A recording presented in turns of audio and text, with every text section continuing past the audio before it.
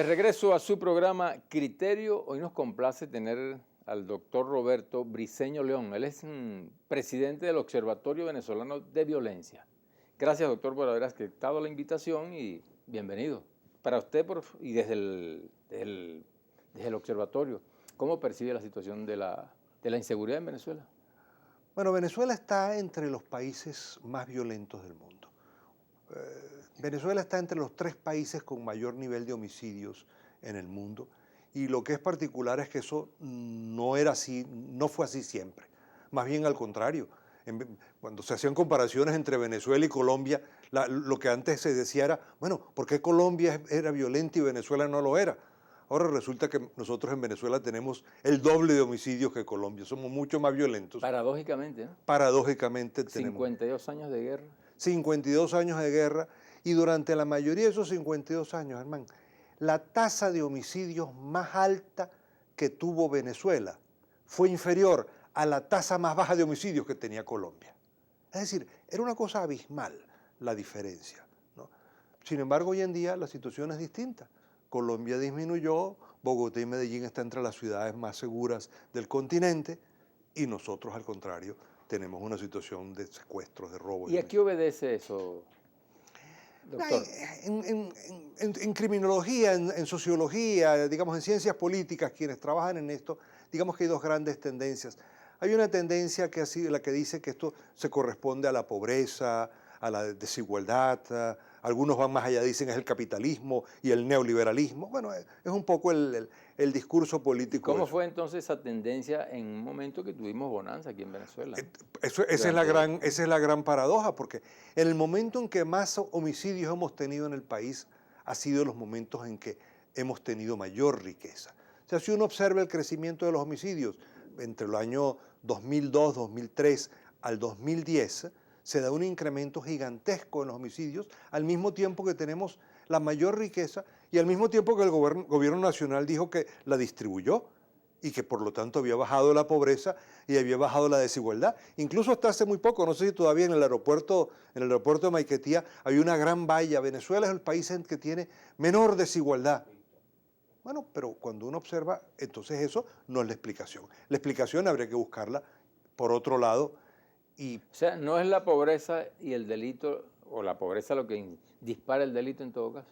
No es básicamente, y no es el delito violento, no es lo que la explicación no puede estar por allí, y la evidencia más grande la aporta este periodo en Venezuela. Sin embargo, habría que decir que en los últimos 2 años hemos tenido un incremento del pequeño delito muy vinculado a la pobreza. Es decir, del pequeño robo, del hurto. Pero volvemos al punto. ¿El problema es la pobreza o es la absoluta impunidad, el descontrol, la no actuación de los cuerpos policiales, el no castigo que hay en la sociedad? Si cuando uno observa eso, pareciera que es hacia allí. Pero la hipótesis fundamental para nosotros, la que hemos sostenido desde las universidades nacionales que formamos parte del Observatorio Venezolano de Violencia, es que tiene que ver con la institucionalidad, con las normas, con las reglas del juego. Usted habla de la impunidad, pero también tiene unos estudios con relación a lo que eran las detenciones con relación a un homicidio cometido. Sí, nosotros hicimos una investigación tomando archivos oficiales y comparamos 2 archivos que estaban por separado. Eso lo publicamos en un libro nuestro que se llama Violencia e Institucionalidad. ¿Y qué encontramos? Que en 1998, por cada 100 homicidios, hubo en el país 118 detenciones por homicidio. Un poquito más. ¿Por qué un poco más? Porque, bueno, los homicidios hay varias personas involucradas, varios detenidos. Bueno, a partir del año 2006 en adelante, lo que tenemos es que por cada 100 homicidios hay 8 o 9 detenidos por homicidio.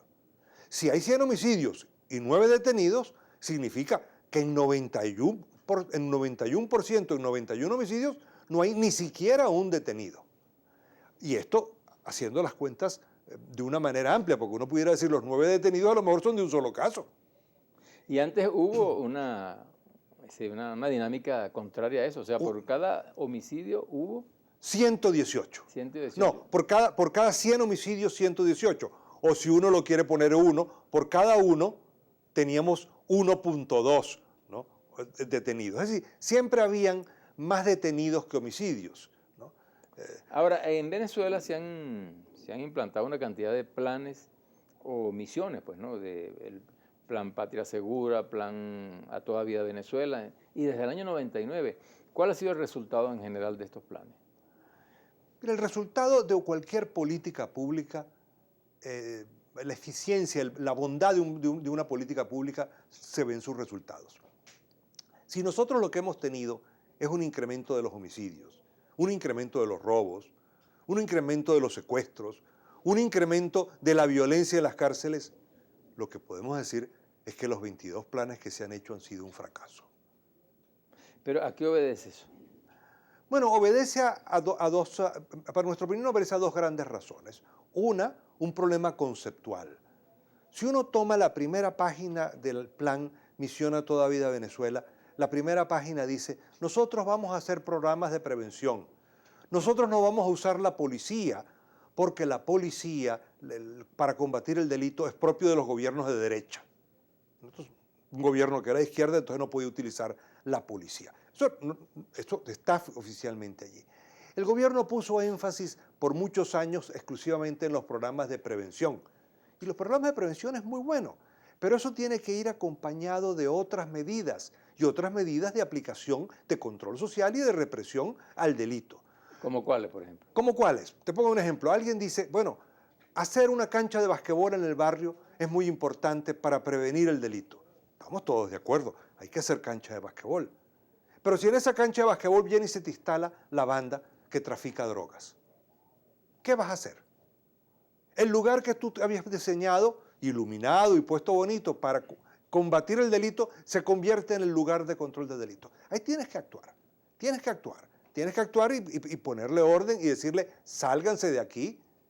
Y un día se lo dices por las buenas, pero otro día tienes que aplicar lo que es la fuerza de la ley y lo que es lo que está pidiendo la población y es lo que piden los vecinos en estas mismas zonas. Hay una situación también aquí relevante en este momento que es el problema de las cárceles, es decir, el problema de los pranatos. Ese fenómeno, doctor, ¿a qué obedece en este caso? Pues, ¿no? Porque antes, sí, ahorita está exacerbado, digamos, ¿no? Siempre lo hubo, pero en este momento hay una exacerbación de esos problemas dentro de la cárcel, ¿no? Siempre lo hubo, pero la violencia de las cárceles era distinta y la situación era distinta. Y hay dos cambios fundamentales. Cuando hace 20 años había muertos en las cárceles, los muertos eran por chuzos, por chopos, por cosas que inventaban allí. Es distinto eso a tener granadas, a tener fusiles, ametralladoras en las cárceles. O sea, hay un nivel de armamento distinto que hace que la situación de violencia en las cárceles sea diferente. Lo otro es el nivel de organización. El nivel de organización interno dentro de las cárceles es muy poderoso. ¿Qué pasó allí?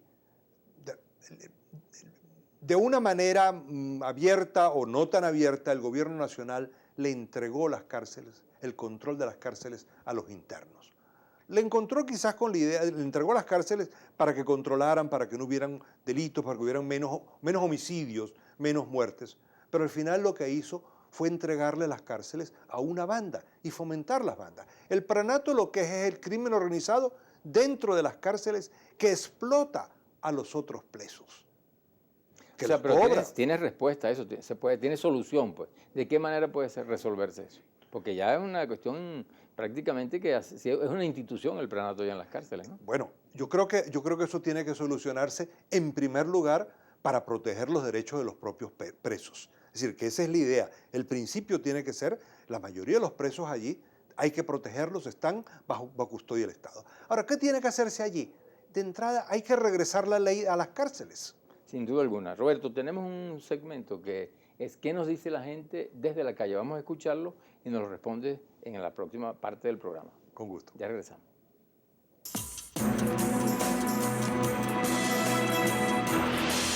Bueno, mi pregunta sería el por qué no hay más presencia policial en las calles. Nunca noto que hayan policías ni nada y por lo tanto somos más vulnerables a los criminales, a los delincuentes. ¿Cómo combatir la inseguridad en el país?